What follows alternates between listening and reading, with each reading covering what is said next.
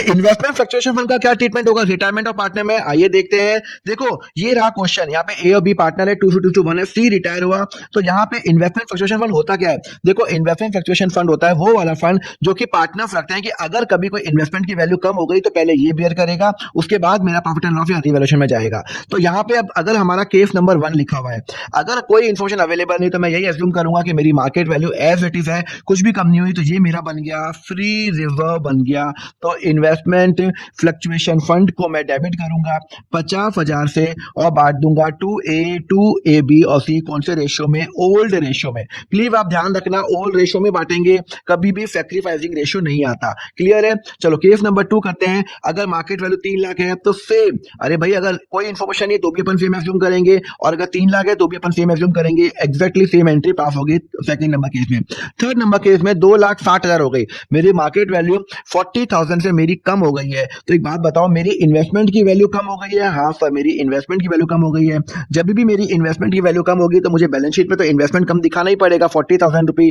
तो अब यहाँ पे इन्वेस्टमेंट फ्लक्चुएशन फंड कितना है सर, 50,000 का है, तो बाकी का 40,000 तो मेरे इन्वेस्टमेंट की वैल्यू कम हो गई, और बाकी क्या करेंगे, मैं ए बी सी को मैं बांट दूंगा, to A capital, to B capital, to C capital. Sir कितना बांटूंगा, अरे भाई 40,000 का जो मेरा जो शॉर्टेज था वो 50,000 का मेरा फंड था तो वहां पे हो गया। बाकी का जो 10,000 है वो मैं बांटूंगा 2:1 के अंदर, मतलब 4,000, 4,000 एंड 2,000 के अंदर 10,000 रुपए मैंने बांट दिया ए बी सी के अंदर। क्लियर है। चलो कंसेप्ट नंबर 3 करते हैं, क्या लिखा हुआ है, कोई केस नंबर 4 करते हैं। अगर इन्वेस्टमेंट की वैल्यू 2,20,000 हो गई, हेलो इन्वेस्टमेंट की वैल्यू कितनी कम हो गई, टू इन्वेस्टमेंट अकाउंट कितना हो जाएगा, 80,000 से मेरी वैल्यू कम हो गई, 3 लाख की वैल्यू हो गई 2,20,000। तो यहाँ पे इन्वेस्टमेंट फ्लक्चुएशन फंड कितने फिर डेबिट होगा, सर मेरा फंड तो मेरा 50,000 का ही है, फंड मेरा 50,000 का है, इन्वेस्टमेंट की वैल्यू कम हो रही है 80, तो बाकी का जो 30,000 है वो जाएगा आपका रीवैल्यूएशन अकाउंट के अंदर। क्लियर है। और अल्टीमेटली रीवैल्यूएशन अकाउंट में एबीसी में चले जाएगा।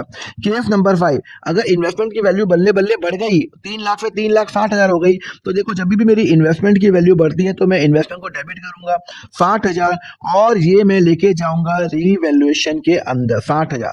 देखो ये फंड कब यूज होगा, जब इन्वेस्टमेंट की वैल्यू कम हो गया, तो मेरी इन्वेस्टमेंट की वैल्यू बढ़ रही है, तो इन्वेस्टमेंट की वैल्यू बढ़ेगी तो मैं डेबिट और रिवर्स में लेके जाऊंगा। अब ये मेरा फ्री रिजर्व हो गया, तो इन्वेस्टमेंट फ्लक्चुएशन फंड को मैं डेबिट करूंगा, टू क्या करूंगा, 2A 2B 2C के अंदर करूंगा।